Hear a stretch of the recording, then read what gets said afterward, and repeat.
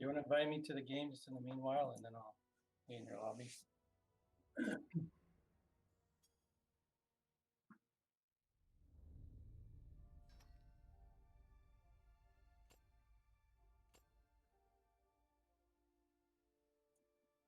We're doing challenge, right?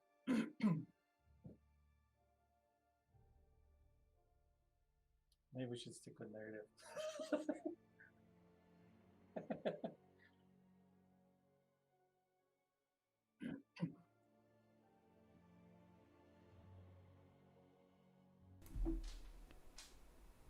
Good morning, everybody. Welcome to another live stream of the Lord of the Rings card game. I am your community manager, Sarah. Today is September 3rd, 2020. Today we're going to have a little bit of a different stream. As promised on Tuesday, it's going to be multiplayer day. Hey, Aaron, good to see you on Twitch. So with that, I would like to introduce to you my multiplayer partner today. Over in the corner down there. How about you introduce yourself? Hello, I am the infamous Greg from Antihero Studios. Hello, everybody. It's a face to a name.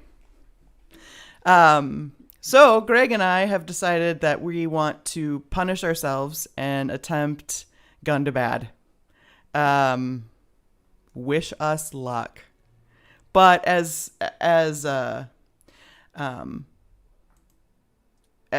you were being told, Greg, you were very quiet. Yeah, I'm a quiet person usually. He is. He's kind of soft spoken. Let me see if I can fix it. Hi, Octavian on YouTube. Yes, multiplayer day today. I had a train of thought. Hi, Toad Z. And then it was gone. But I think we're good. So, as I had mentioned in my first couple of streams, for those of you that have been here long enough, I like to play support role quite a bit. So I figured, why not try it now in front of you all to see how well we do or do not do. So, Greg's kind of taking care of most of the fighting, and I'm trying to help, support it. So let's see how well this goes. I think we're ready. Let's just get started. Is that any better for my mic sound? Or? It's better for me. Can anybody comment on Greg's sound? Ask this question on Discord without any luck. Maybe this best place to ask. Recently bought the game. I want to try multiplayer. Maybe since this is multiplayer stream, I can ask. Is the cross-platform compatible? Thus, can I play?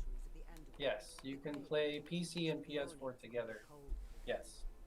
In the trees ahead, flickering firelight and muttered conversation are evidence of an active, even jolly campsite. Do you have any adjustments for that on your end, Sarah? For me, I could try switching which microphone I'm using to see if that helps. But if you're hearing me okay. Yeah, I just turned up mine to see if that was any better, but I don't know. Welcome to the chat, Engage. Good to see you, friend. They're still saying you're really soft. Let's see if I can.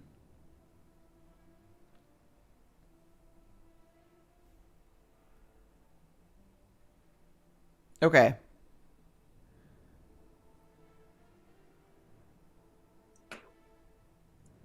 All of the funness about bringing in another person. Thanks for everyone's patience. It's a technical marvel just to get two people on the stream, actually. So. It really is. We're doing this via Google, which I'm pretty sure I owe Google like a kidney for everything I use of their products.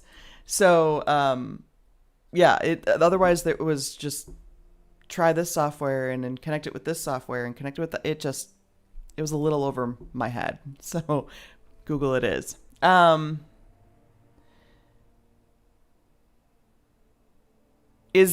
Check. Can people hear Greg better? Test one, check. Testing 1, 2, 3, 4, 5. Yeah. I don't think I can get any closer to the microphone. So Just, yeah, put it in. I think at this point, turn up your volume, and I'll try to not be my normal loud verbose self. Yes, Greg can be this. this. Fine, right, Sarah? You can hear me fine? Yeah, I can hear you, which is weird. I wonder if they hear me through your... Because normally, yeah, you know what? I'm wondering. Let's see. Let's do this. Silent. Sarah loud, just not Greg. Of course Sarah's loud. When isn't she? So I just turned up that aspect, so maybe that helps. Check. Excellent. Yay. Okay. That was on my end, so my bad. Okay. Now I think we're good. Good. Everybody says they can hear you better. So that was my fault. And Video Vandal, your question, has there been any discussion of whether we can control Sauron or not? No.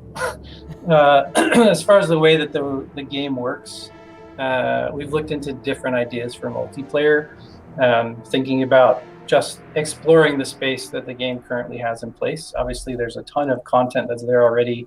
And so rerouting these paths or remapping how the base game works affects everything. So why we are investigating, let's see, how do I say this? This is going to be my mode the whole stream to make sure that I'm very careful of what I don't say. We are investigating other ways that Sauron can play, or that characters could maybe assume the role of Sauron, but or other characters, but it won't be as far as playing that from a player's perspective. So hopefully that answers your question. Can you enter the game, Greg? I'm going to turn the music down on the background, because since I had to turn you up, make the music less loud. Make haste to declare yourselves. Thanks for everybody's patience while we technically figure things out.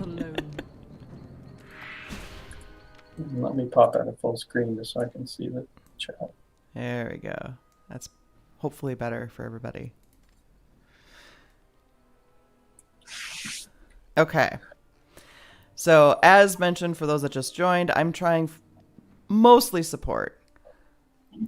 In practice, it didn't support that well, but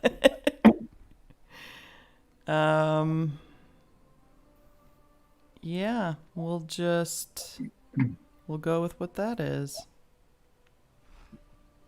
So you get my screen. Everything Greg does is on the secret, but you can see his clicks on screen, so there'll be little green circles that'll show where Greg's clicking. Okay. My starting board sucks, so.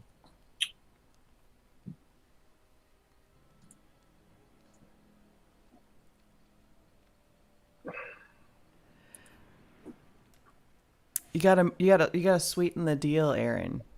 Hey, if you play this game with me, your life will be forever better. See, this is how you gotta sell it. Hey, Dark Forester, thanks for joining. Okay, defeat every enemy. Roger that. If you can. If you can. So we're gonna get my own version of guard up.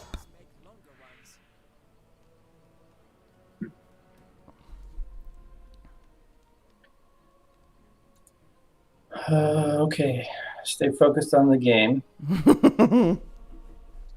This is what you juggle every stream, I guess. Huh?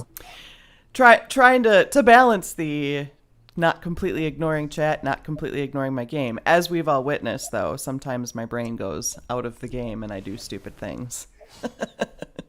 Like not readying Aragorn to just finish the quest like the other week.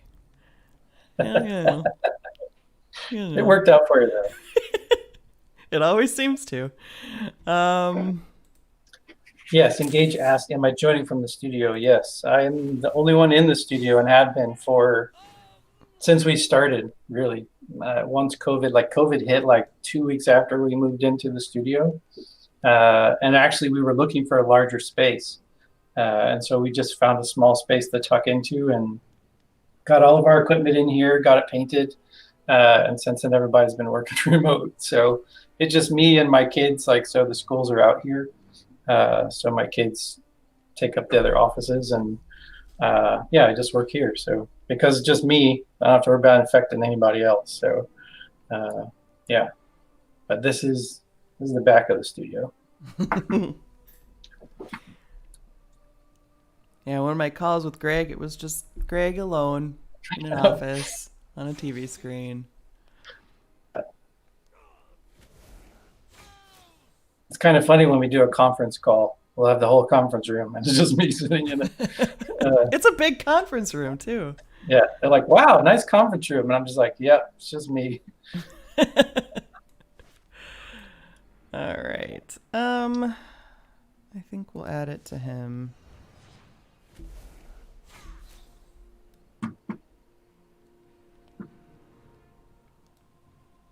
All right, so which one of these guys? Okay, so it's this guy.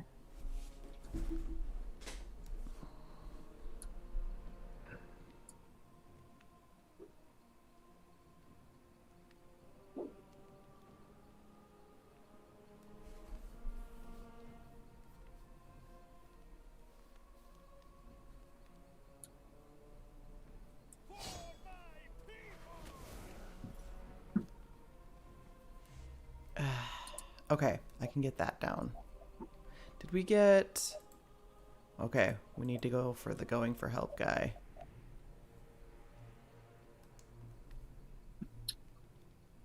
Yep. So this guy. You can see the ping now. I think somebody had asked about that on an earlier stream. Can you see it on single player? Or can you ping on single player? Which I guess for streaming, there's actually a value of having that feature. Yeah, that actually wouldn't be bad. Well, you can kind of see my cursors. I mean, but yeah, having the ping would be good. Okay, well, I gotta tear that one down. On it. Video Vandal, in co-op, do you lose if one person loses all heroes or both lose all heroes? I believe if one person loses all heroes, you're cashed. Each player has to have at least one hero on the board in order to progress.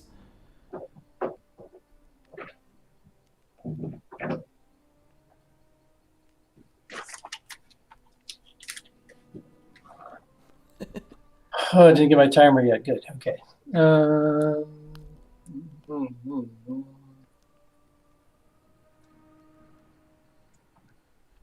I agree. Engage. I'm ready for COVID to run its course. Yeah. And that's saying something because I'm a gamer girl, so I'm a homebody. And even I'm like, yeah, I'm ready for this to be over. All right. We're gonna unfortunately have to deal with Harried by Fire, which sucks. He doesn't have any of those up. Our health is okay. So.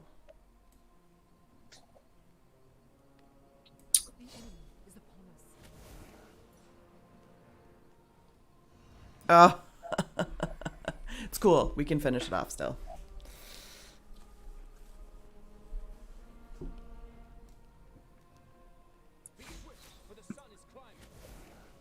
So, Greg and I are trying to, for those that may or may not know, making sure that this one goes out immediately because he's gonna cause problems with the going for help. So that's why we're kind of blitzing this one down. Yeah. So the way that this works is this objective hands out an attachment that's specific, and so if you miss that attachment, if you miss killing that attached character, then he spawns 3 other I can just pull up the card so you can read it. This will go down. So every round, basically, if this gets down to 0, if you don't kill that character that it gives, then you lose. So, Aaron's asking Greg, how do you manage to continue to work on this after FFI closed? If you can answer that. Yeah. So basically, once the news came out that the studio was closing. I guess, I haven't really had a chance to talk much about Antihero yet. We had planned to do that early on when we started. But yeah, so we got our start once. So Devin and I worked at FFI both together. Timer too, Greg. Oh, right. That's great. Yeah, so once we had heard the news that the studio was closing, Devin and I had gotten together. We worked before on several projects together. Prior to coming to FFI, we both came there to work on the Lord of the Rings game. When the news came out that that studio was closing, the two of us had decided we were going to do something together. And so after everything got worked out, basically part of that was, we spoke to Asmodee and just asked, would they be interested in us being able to continue the game? Because we knew everyone loved it. We knew they wanted to keep it going. And so, so we pitched to them to take it over. We pitched them some ideas for, what we might do for content, the features that we felt we still wanted to add to the game. And would they be open for it? And they were totally open for it. So we worked things out. We negotiated for a while, and then, several months later, we had a deal. So, that's basically the gist of it. We can't go into too many details, obviously, but Devin and I had already planned to do something together. We both had run our own outsourcing studios for a while prior to this. I'm going to get bonked again. We had run our own outsourced studios prior to coming to FFI. I started in commercial work a long way back, and so I was just doing the freelance thing, running my own thing. And so we both had companies, and so we decided whether we'd go with my company or his company, and his company was Antihero. So we both got started then, and a couple other folks joined us. We picked up a couple other contracts while we were kind of waiting for this one to land, and so now we're kind of up and running. So Lord of the Rings isn't the only game that we work on. The team for Lord of the Rings is 5 people, including myself and Devin. Sorry, I'm totally not paying attention to the game. It's your turn anyway, so that's good. So I guess that's kind of, obviously it happened really fast, and things were crazy during that time. But you see the roadmap, you kind of know what we have planned. It's pretty ambitious, but like ever since we stopped things at FFI, we've had ideas for, what we wanted to see the game do and what the game needed to do to sustain itself over time. And so now it's really just up to us to see if we can turn that around and keep it going for the fans, right? And for anybody who loves the game. Because we certainly love it. We think it's a fantastic game. And obviously, if you're a Lord of the Rings fan, like this property never ages. It's, you can read Lord of the Rings 500 times and it's still great. And plus there's a lot of stuff going on now that, can keep that community going. So if people still are interested in content, then we're still interested in making it. So stay interested. To answer your questions, we are currently multiplayer on Gundabad. And then Board Game Dude, all you've missed is Greg, the infamous Greg that you've all heard and known. And we're trying to take down Sauron right now. Looking all right. Maybe we should just done a stream where we just talked instead of playing. Well, first introduction. We'll have another one. Promise. We'll ask Greg to sit down with us, and you guys can bombard him. Not too soon, because, you know, we got a DLC to get out. Yeah, I mean, I think it's like we wanted to connect with you guys early on. And like about the time, a little bit before I think Sarah started, we had like a few weeks there to try to do some things. And that window like closed really quickly. So we have, Tim has been crushing me. So right now I do the implementation for the new DLC. And Tim has been crushing me with his design ideas. And so, yeah. So I've been under the weight of trying to get those implemented and up and testable. So that's why I've kind of been out of the net a little bit last few weeks. We've got to get rid of this guy.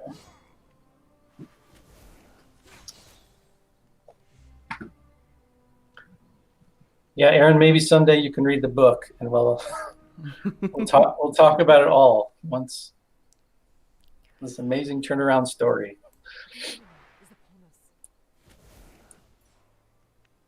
Or a movie. Ooh, which actor would play Greg?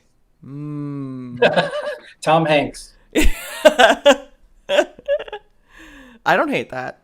I don't hate that. I would want Keanu Reeves, but he would probably not do it. So, well, I mean, he's got some free time now that he's probably... Well, he might be still promoting the new Bill and Ted, which I did watch. Did you? I loved it. Really? It was I don't know terrible why in they would do that all the movie. great ways. It was terrible in all the great ways. All right. I just think as far as he's come as an actor, like, and obviously he's not like super thespian quality, but as far as he's come that he would go back and do it, I think is really interesting. Well, from what I understand, I don't know him personally. I know that's weird. From what I understand, he's actually like a pretty cool dude on top of it. I mean, pun intended, I guess, in reference to Bill and Ted. But I wouldn't be surprised if he's like, yeah, I know the fans want this, so it's happening. Okay, so to get out of here, we just have to kill this guy. So yeah. If you want to take him, Tom Hanks only does his action movies. Yeah, you're right. Good point. Fair enough. So I think he's passed, but we can at least, I can probably take this down in all honesty, because then we don't have to worry about adding it to the threat.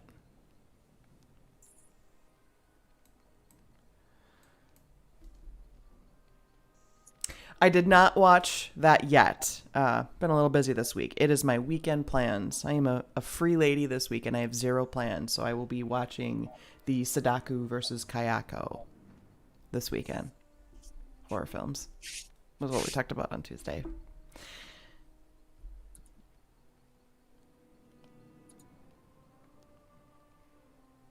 Yes, be excellent to one. I think it's your turn, Greg. Be excellent to one another. Party on, dudes. I think it's partially like a elder millennial, as I call myself, thing. I grew up with that movie.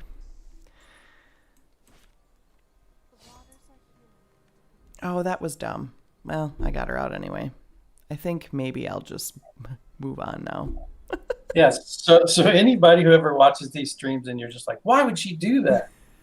Try to like put yourself on a video and talk to people while you're playing.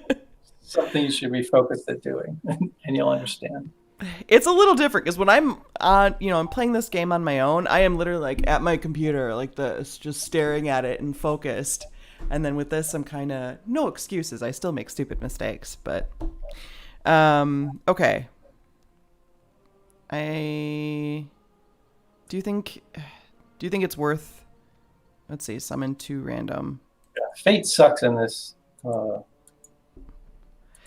It does. Like, there's nothing really here. I mean, maybe later things will really matter, so you might as well just fill it if you can. But so let's see. I think we should ask something. What's my connection history with the books and lore prior to working on this? Yeah, so I came to FFI to work on this game. Oh, it's my turn already. Didn't I travel? I came to FFI to work on this game because it was a Lord of the Rings game. Obviously, they had a ton of other properties that, like Arkham Horror, that I had played before that I loved. That I thought, hey, this is a huge opportunity to just take these existing franchises and put them into the electronic space. A lot of times, the struggle that you have when you're making games is the design part of it, right? So now it's already figured out for you. Like, it's just execution for the most part. But obviously, it's not that simple. But yeah, so Lord of the Rings for me was huge. Like, it brought me into fantasy as a kid. And then, like, honestly, I think the Silmarillion, however you say it,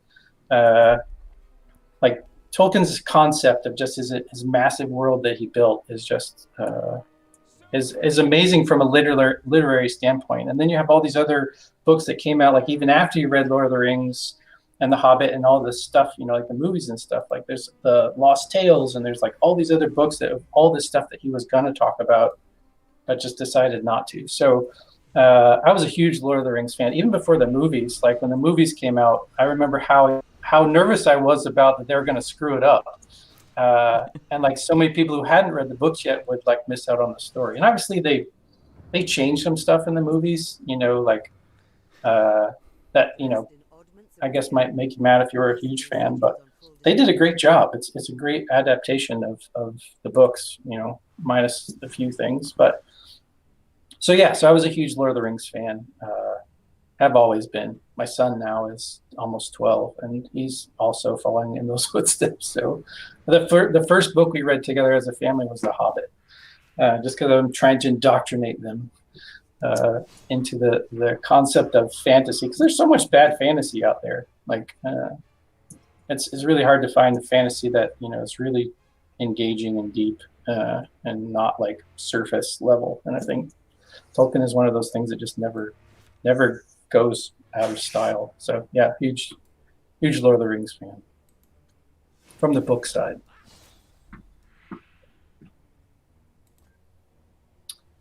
Did you have ties to FFG beforehand, and did you play the original card game? Yeah, I had played the original card game when it first came out. I had high hopes for it. I thought it was difficult to get back into after leaving it. So like I would play it for a while, like if it was a weekend or whatever, and I would totally get into it. And then you would put like everything in a plastic bag to make sure like, okay, this is what I was playing. And then when you came back, you were kind of like, right, where did I leave off at? And somehow I just trailed off from it. It didn't keep my interest like I thought it would. And so, yeah, I got back into it a little bit when I came back to FFI, into the card game, but never as a huge fan. Like now we have every collection that they ever released for it. And so it's daunting, the amount of cards in that game.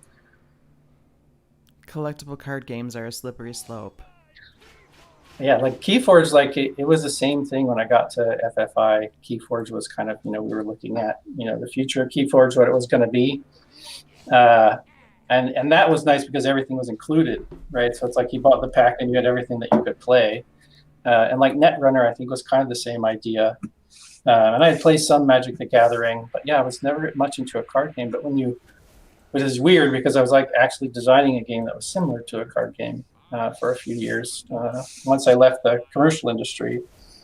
And when you look at the multiplicative gameplay that can come from card games, like they're amazing. That's why they're so attractive, I think. So I should have played more of them. I just, prior to FFI, I hadn't really tried many of them. And that stuck with me. I think my first real dose, actually, of collectible card games, because I knew of Magic, I just knew I couldn't afford that money sink. So actually, my very first real immersion into it was Keyforge. Did we blow our disguises already? Yeah, you did. But it's okay. Did I?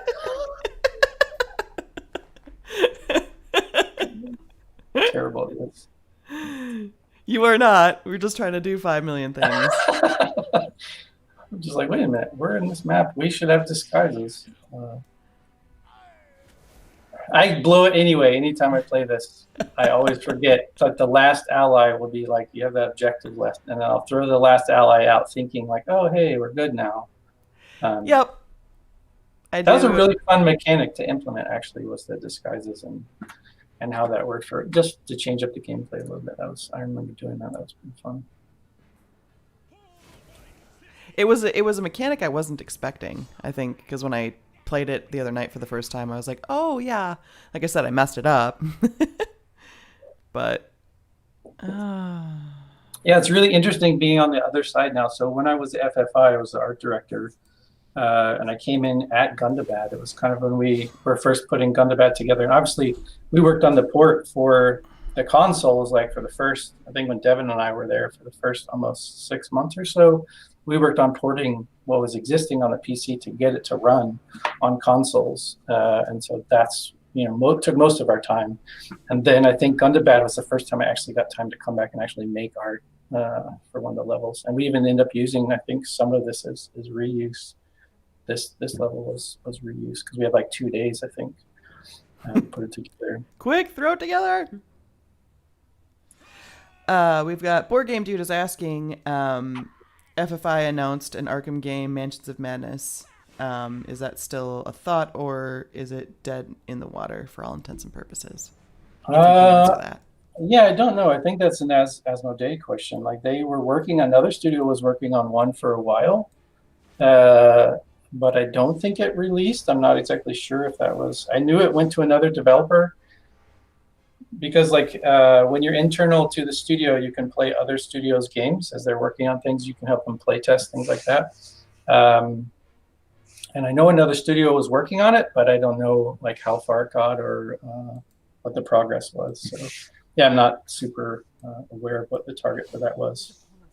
We did play an early version of one Mansions of Madness game, but yeah, anything coming out of FFI would be done because that studio no longer exists. But it could be they shipped it, whoever, like FFI wasn't working on that game, so whoever that studio would be, you could check in with them.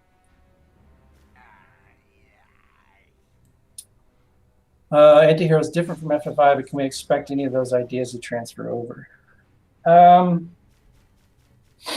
Yeah, I mean, I think, we were all trying to do the same thing. Like everybody wanted to keep going, making content. The thing is that with this game, like because there were so many dev teams, right, working on it, it took a while, like to get out and get its feet and get all the mechanics put in place. And then we went to consoles, and so that extended the dev timeline. So it's kind of like all this work to get all this stuff in place.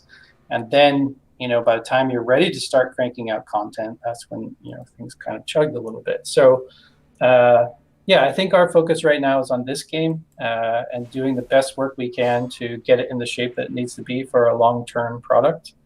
And then who knows what other properties are out there. Like, obviously, Asmodee's worked with us before, so there's a potential there. Should we do well? Like, obviously, this is their first property we've been given to kind of have a chance with, and so we need to prove ourselves and make sure we can deliver the roadmap and that it's quality and that you guys are happy with it. And then maybe they give us a chance to work on some of the other properties. Obviously, we would love to have try our shot at some other things, especially from the beginning. Like a lot of the stuff we're doing on this product, we've kind of inherited, so we're having to the offline mode, the things that we're doing now with adventure mode. It's kind of like you're trying to make a van out of a Camaro, and so like there's some things that it does really well, and then there's some things that you have to find ways to work within the mechanics to do what you want it to do.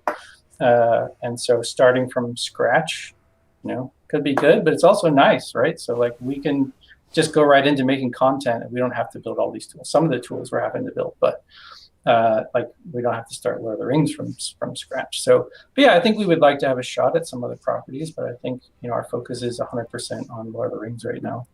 And we'll see where that goes. Hopefully that answers your question. Mm-hmm.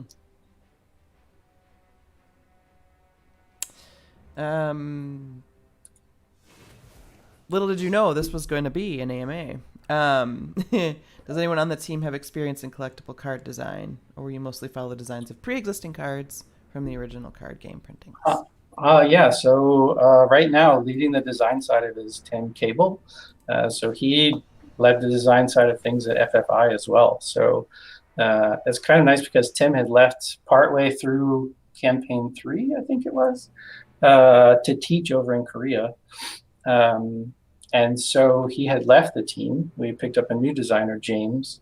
And so Tim had kind of, jumped out of it. But then we reached out to him just because he's a fantastic designer. And I said, would you be interested in, working on the DLC with us? And he said, yeah, he would have time. So as far as Tim's like design chops, like they're spectacular. So he amazes me every day and teaches me a lot, just implementing what he's doing in the way that he thinks. There's so many things in this game that are you have to keep in mind, like the number of cards, spheres, like all these things work together, different strategies of different players. So yeah, he's been a great help, because if we came in and tried to design just out of the box, we would have a lot of learning to do. Even playing the game ourselves, like there's a lot of back end stuff that you need to know of how Sauron's AI works, and Tim knows all that.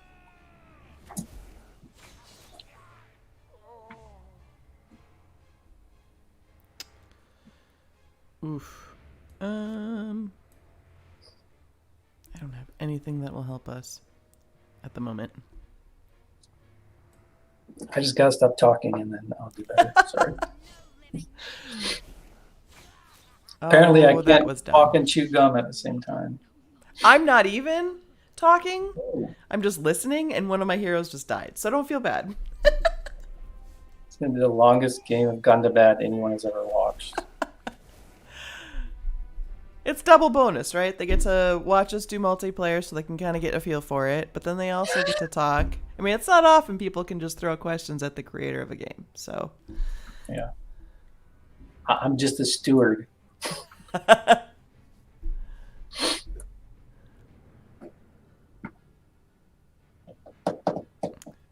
All right. It is my turn.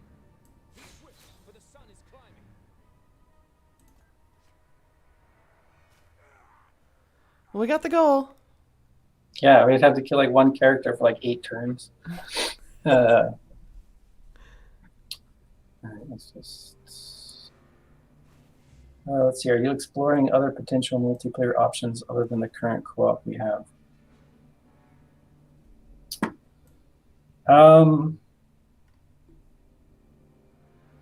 Yeah, I mean, I don't know what you mean by options. So, like, obviously, we're working on adventures right now. Those are single player only. But our hope is that so this is pretty much for us to get our legs underneath us and make sure we can deliver something quality, as well as try to expand the product to maybe look at some of the saga ways of doing saga mode, which will be different from the card game. But this is kind of like our own version of saga mode.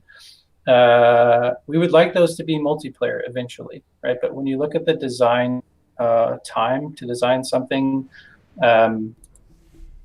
and include multiplayer, and well, that like triples the design time for what you need to do, just so that you balance it right. You make sure that the difficulty is there across both players. Like you can't just add 2 to every number and then that's it. That's the multiplayer game. So we knew that that was going to be an impact to us getting content out quickly from the get-go. So we held off and just said we're going to make these single player only at first, make sure that we have our legs underneath us, and then we'll move forward with that, in the future, hopefully thinking about multiplayer. Obviously, Mirror is something that we want to spend way more time on. That was kind of a mode that Devin had designed just on the side, just to test decks and go through and just quickly test bosses, what can we do mechanic-wise, and then we just started playing it at the studio more. And so when we released that with Campaign 3, I think it was, we released it when we released Campaign 3 there towards the end of December. So to answer your question, yes, like obviously the game, people have asked us about PvP. There's some things that we could maybe do, as far as contests, something like a Legolas versus Gimli, how many people did I kill idea. But yeah, I think obviously there's limitations of the product that we can pull off. But we're open to ideas. We're going to try some new stuff, but it just takes time. So maybe first of the year, we're looking at a new campaign possibly coming out maybe in February for Campaign 4. And maybe that has some different multiplayer mechanics. But I don't ever see this product going to a PvP mode. Like it's just against the spirit of the license.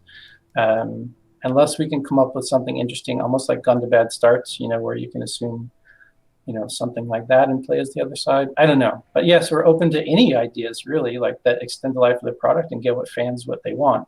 We just have to be able to figure out how to do them in the current code base and make sure that the roadmap, fits. There's so many things we're doing right now on top of content that it really hasn't left us much room because there's a lot of stuff we have to get fixed. But once that's open first of the year, who knows? Maybe we'll look at some new ideas.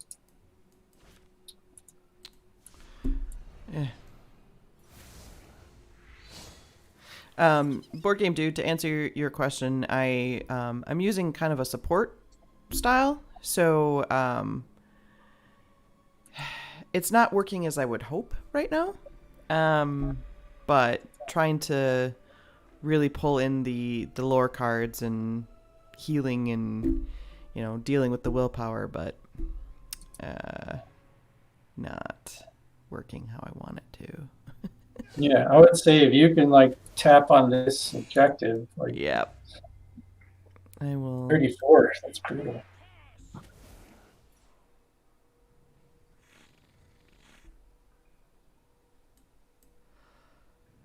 Will there be content based on Amazon's upcoming show? No. There's no relation other than it's the Lord of the Rings license between us and the game, unless they want to somehow work out something with Asmodee. Yeah, I don't even know what that's going to be. I think I heard that it's Second Age for the Amazon thing. I'm not exactly sure. You guys probably know better than I do. But yeah, there's no tie between the two properties, other than it's Tolkien, right?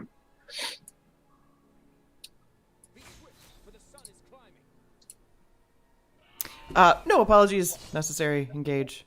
We're happy to have all your questions. Engagement. He's a popular guy. All right. Yeah, I'll focus on bringing this down. And yeah, that should really be my apology. We had wanted to come on early on and talk about, even when we released the roadmap. That's why I think we were so adamant about trying to get something out to you guys to know what we're working on. But because we are a small team, we were a small team at FFI, we were 10 people, I think. And that was including QA and producer. And yeah, so now we're half that size without the outside support. But at the same time, we can move fast because we're small, right? And so, yeah, the thing that really is interesting for us is console side of things really increases your development time. So I'm used to mostly working on, directly to Steam. Obviously, I've worked on other platforms that have console games as well. But when you come right to PC, you go right to Steam, right? There's not an approval process. You get through licensing. And then once you get through QA, you're ready to go. And where consoles then have to have this extra layer of now you have to submit through their approval process, make sure it goes all the way through their hardware, make sure that, yes, I'm sure I want to do that. So console takes a lot longer to plan. And so when you release on console, then all those platforms have to be at the same time. And so now you have to go through 3 platforms of QA and hardware. And so for us, there's a ton of work. And so making sure that we hit this November timeline, which really is an October timeline, to make sure that we get through all those submissions so we can actually get something out to you guys, before the end of the year. It's front loaded a lot of the work for us. So we haven't had time to really, luckily Sarah came on and helped us with the streams just to try to talk to you guys and keep that, relationship with you guys, or establish it for us as a studio until our content can come out, at least until we have some time to start doing some more streams and talking to you guys. But we've really been busting it to try to get this offline mode and stuff in for all these platforms so we can get it submitted on time with this first, group of DLC. So it's been a lot. So luckily Sarah's been, kind of carrying the torch for us. I know you guys hate to have replays of games that you played a million times. Yeah, but I really liked your stream. Was it 2 weeks ago? Where you started on the hero rewards. That's been positively feedbacked Is feedback a verb? It is now. So that's definitely something I'm going to plan on doing too. That's why I mentioned that on Tuesday, is more how-tos, more, kind of helping the newcomers too, because there are people that are just starting off playing. And actually we had somebody on Discord say, hey, I tried, what you showed on stream and it worked. I got the Aragorn card. So, I think that's something that I want to start exploring as well. Yeah, I think because there's like so much of this game that a lot of people, at first glance, it's maybe not presented, like out front, like how much content there is in here. And I think hero rewards are one of those things. Like those are one of the most exciting things to me about the game. Like thinking about them, designing them, creating them so that they're interesting for that player, that wants to look around and unlock and see what's there. But that's part of their UI redesign that we really focus. We put that on the main screen. And it's just to make sure it brings you so that you can go right there and know what you still have to play. Like once you get through the quest, what do you come back and play? Because I think most people burn through those quests really quickly and then they don't realize, no, the idea is that, that's just kind of your base playthrough. But then you look at the other difficulties, you look at the hero rewards that are there, the quest rewards, and then you start to unlock more cards that make it more interesting to play through the quests themselves, like different decks, and you'll never get into that if you don't know it's there. So I think making the community aware of those, like obviously the diehard community that's always there, you guys, probably most of the people in this channel, know that. But like there's, I honestly think that's one of the funnest parts of the game is unlocking the hero rewards. So I wholeheartedly agree. My RPG, my MMO background and all of that, like that's what you do, right? You grind, you get the things, you want to go for the achievements. And yeah, I think that's, for me, that's a really exciting part. I didn't even realize when I was going through the tutorial that was a thing. It's like, holy crap, there's achievements? Well, that's neat. Yeah, and I think most people think that it's just difficulty levels, but like if you don't have some of those cards that you've gone through and unlocked, when you play those, the higher difficulty levels, you're not going to make it through with the base decks, certainly. So I think making people aware of that and, just trying to focus more on that in the design, like the DLC, we're trying to look at that. Like if you play through, and let's say you play through on narrative the first time, like it shouldn't be extremely difficult because you're enjoying the story. But then the second time through, like there should be other things there. Like, so maybe we have 5 unlocks in there that, maybe you play through as a, this character must maintain this sword the entire time, which is a kind of a different level of play and strategy that we can design into the game that won't impact, your playthrough the first time through, but certainly would be a challenge for you to try to reach. So it's almost like a hero reward, but inside the quest. So we're trying to think of more of those ideas. And then those cards then lead you to the strategies that you would need and the upper levels of difficulty, right? So that, it kind of is this thing where you play through maybe, 5, 6, 7, 8 times, and it's a fun experience. You walk away with some great cards to play in the other campaigns. And so that's kind of our idea with the DLC. But I think it kind of, it's important to hinge on that hero reward, card unlock idea on top of the story that you're playing through. You need not worry about anything for the present. Okay.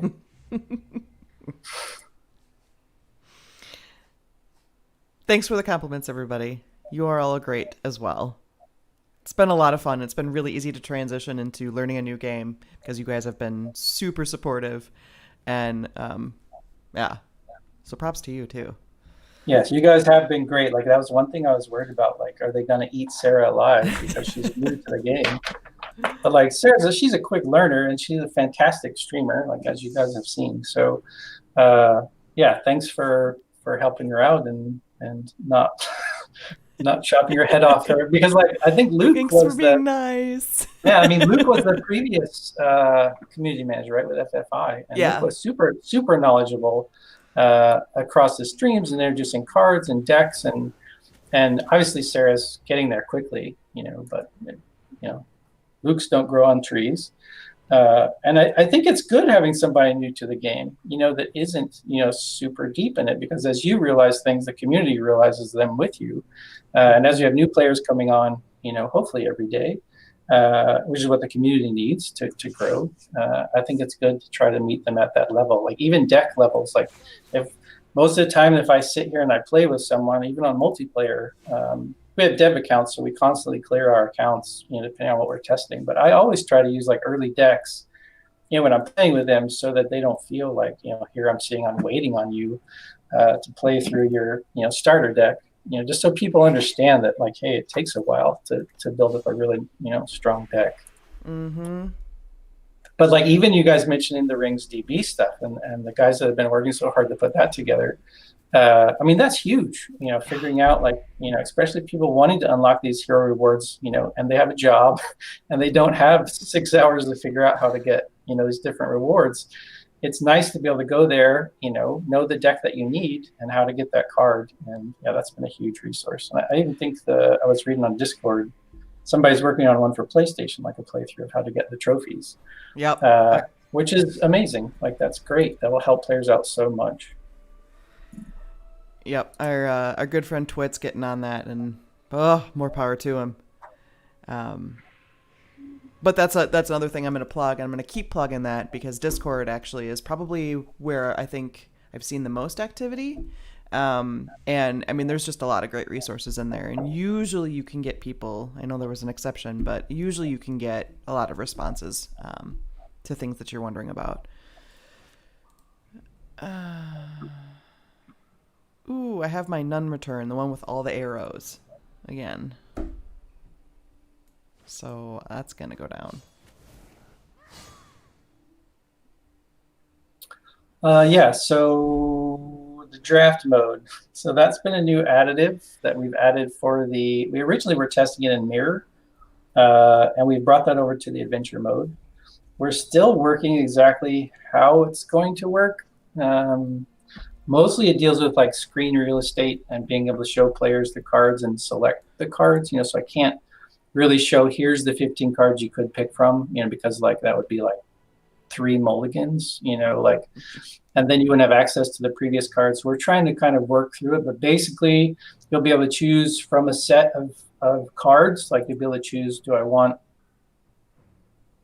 not going to talk too much about it, but do I want a specific play mode A, B, C, D, or E, right? And so you can pick 2 of those, and that will give you a set of cards. And then you can choose from those cards and get resources in what we're calling a marshalling area. And so you can put those into play, so you're not using resources during the actual game itself. So you're kind of in this, you want to think about it as like marshalling locations, pretty much what we call it. It's a location where there are no enemies attacking you. You can just prepare for your strategy. And so you make those selections. They will put cards into your hand. And then you can play those cards using the resources that are given. And the rest of those cards will go back into your deck, and then you'll enter into the as you regularly would. So there's 3 locations in each, at least for the adventures. There's 3 marshalling locations that you'll reach. And so it's really a lot about you managing the resources that you're given and the strategy that you chose up to that next marshalling resource area. Because it's turning out that you need to, certainly in the upper difficulty levels, you have to really manage what you choose and how you play what you choose to be able to successfully get to the next marshalling location. Obviously at narrative, it matters a little bit less, but that's kind of how it's working right now. Obviously Tim hasn't had his chance yet to put a lot of input yet. So, once he has a chance to look at it, tell me what he thinks. That's kind of where we're sitting right now. So that's about as generic as I can give it. Solid, thorough answers though.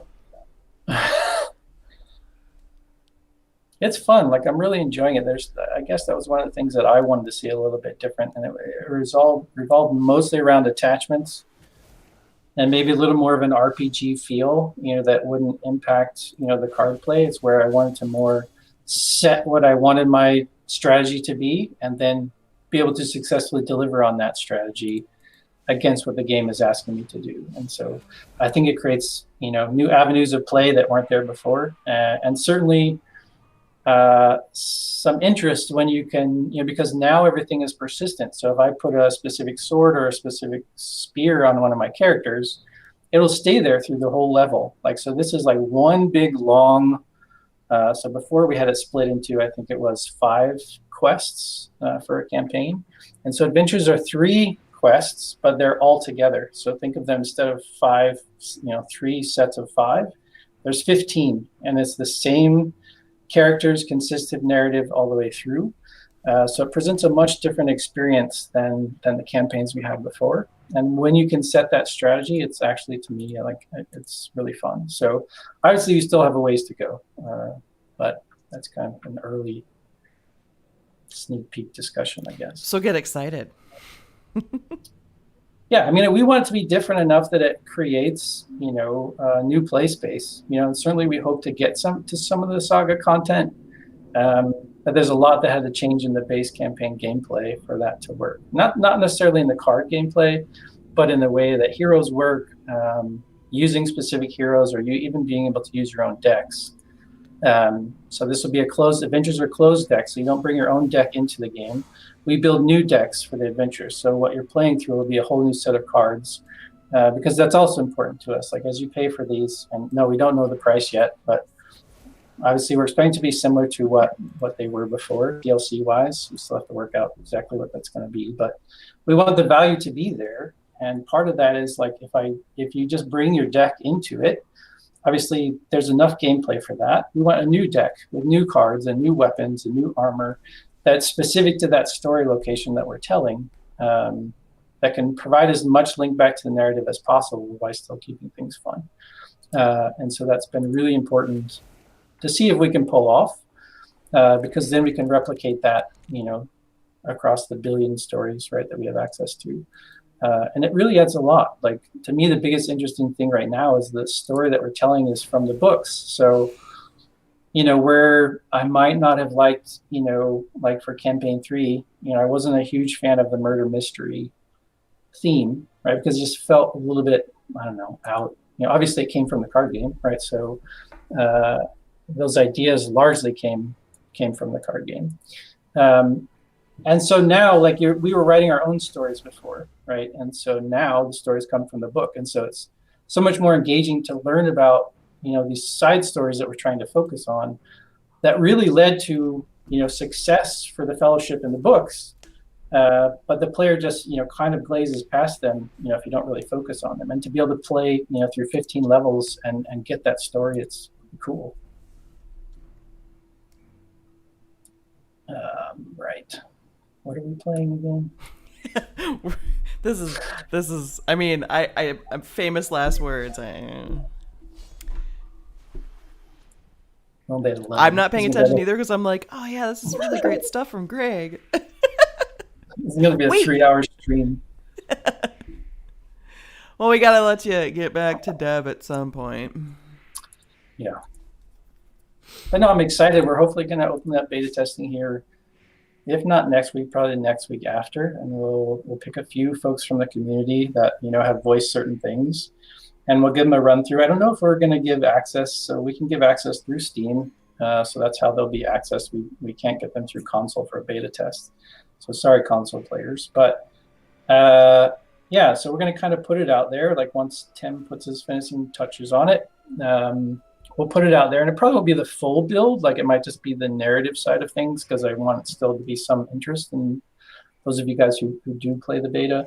But yeah, it'll give us our real first look at what people think of the new play mode, and does it seem like, obviously we want it to seem worth the value. Obviously we're putting it out there, and we're going to be asking, right, people to pay for it, and we want to make sure that it has enough of that value out of the box to keep people interested till the next one comes out, or keep enough to, like, reinvigorate their interest in the game or the books or the license, and unlock some new cards that then can, add some more campaign play until we get the next content out, and just to kind of keep that stream moving forward. But this really is our first getting our legs underneath us and making sure we can ship something quality with the small team.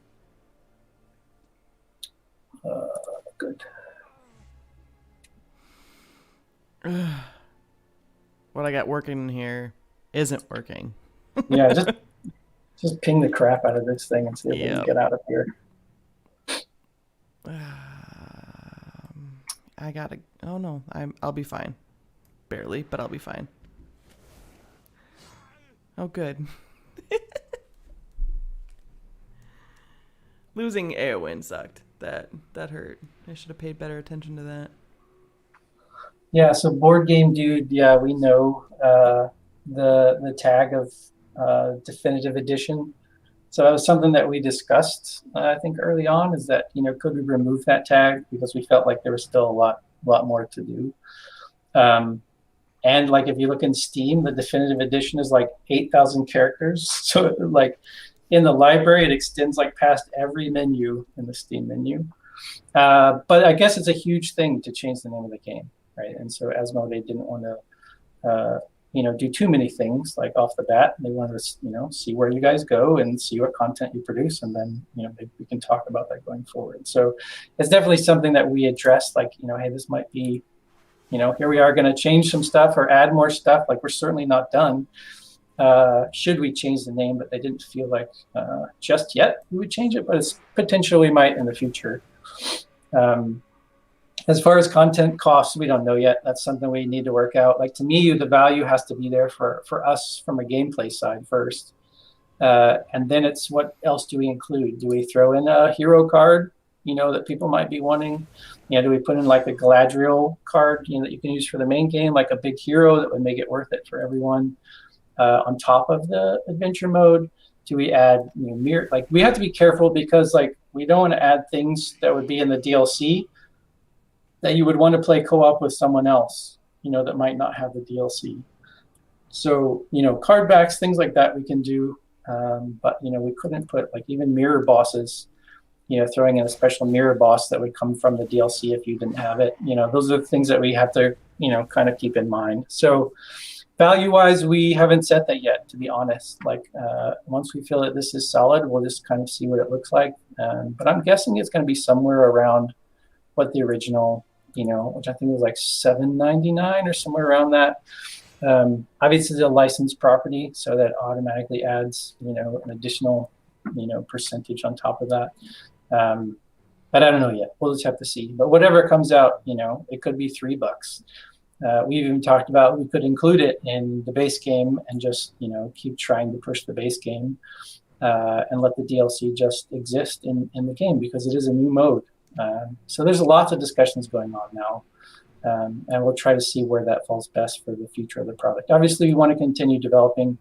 We obviously have to make money for that to happen. This product needs to make money, and so, yeah, it'll just be something we work out with Asmodee. But we're still in the phase of make something worth value first, and then we'll talk about what that value is, at the end.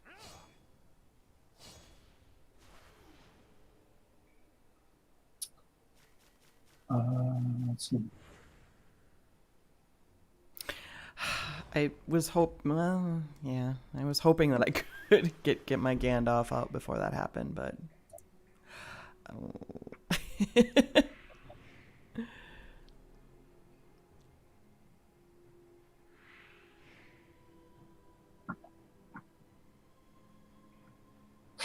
this one's hard, you guys. This one's hard.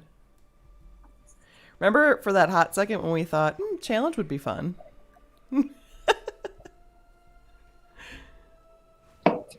And I think there's also a chance, like when we talk about price, I think there's also a chance we can do both, right? So maybe we charge for the DLC if people want to buy the DLC, but we continue to also build content into the product.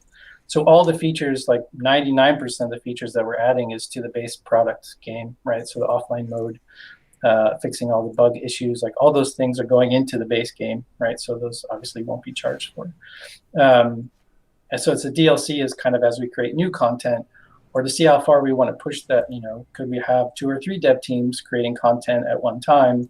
And, if people are interested in that much content, or is it something where, maybe not as long as it took us at FFI to get stuff out, but maybe somewhere around, like every couple of months we drop something, and that's kind of the pace that it needs to take. So it really just depends on kind of what that strategy is going forward. But until we get one of these out, and we get the game at least stable, so people playing it, across all platforms, the server thing is the biggest problem, especially now with COVID, where all the ISPs are clamping, data rates. Like, we had connection problems before, and now it's, it really sucks to be, almost all the way through your quest and then you lose connection. That super sucks, right? And that's been there from the beginning, and that was just a choice, free to play early on. And some of that's been nice because, like, if you do have problems, we can go in and change, and fix that for you remotely. And so offline will kind of take away that, that ability. So any bugs we ship with the product. But I think it's really getting it stable now. That's our number one focus. Stabilize the product. Maybe show where it can go with the DLC and see if we can get people interested again. And if nothing else, we stabilize the product for all of you guys who have bought the game in the past, so it can continue going in the future. And then we see where it goes. Like, who knows? Like, the roadmap is the things we know we want to get done. But then future concepts, ideas of different platforms, those kind of things, like, those are all open if we can pull this roadmap off. So it just kind of, we're trying not to get too far ahead of ourselves. It's sort of the pro and con, if you will, of a small studio, right? A little more flexibility, but you're a small studio too. So, yep. And with Lord of the Rings not being our only product, right? So we still have other teams, Small studio not working on multiple projects. Yep. I've been there before. Yep.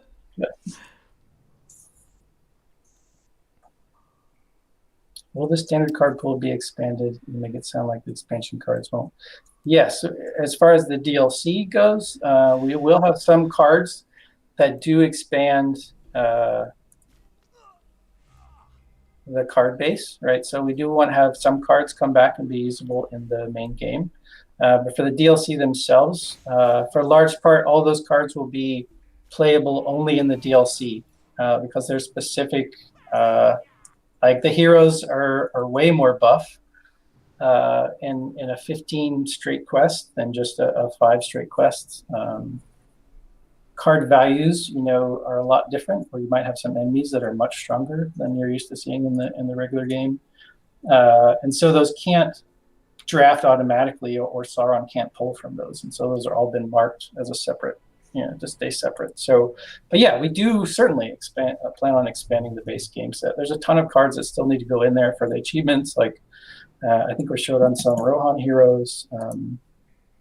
So yeah, and achievements, like, we're tracking all this stuff in the background that you guys are bringing up, deck building, things like that. The deck builders with being able to trade decks. It's just kind of going in a list right now, and then we'll get back to it at some point. But yes, to answer your question, we do plan to add, certainly we plan to expand out the base game just as it has been. And we failed. Yes. Did we thread out? All right, no, good. you lost your final hero. Oh, okay. Well, it tells you how much I'm paying attention. Well, I think the value actually you're bringing to answering questions is probably far more than watching us hack away at Gundabad and losing miserably. But Play Gundabad, it's hard. It is. Gundabad is hard. That was just narrative mode. So these encounters are largely the most difficult piece of the game. So if you're really gung-ho, want to try it out, I've done which one was it? It was the King of Carrion, because there's a reward in there that I wanted. I forget which one it is now.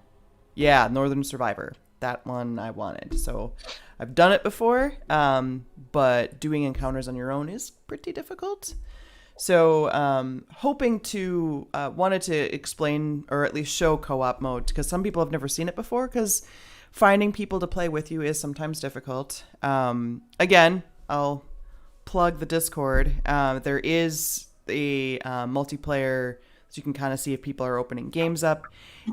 Admittedly, it's not terribly active right now, but that starts with all of us. So the more you play, the more you can kind of get interactive, find partners to play with on Discord, on Steam.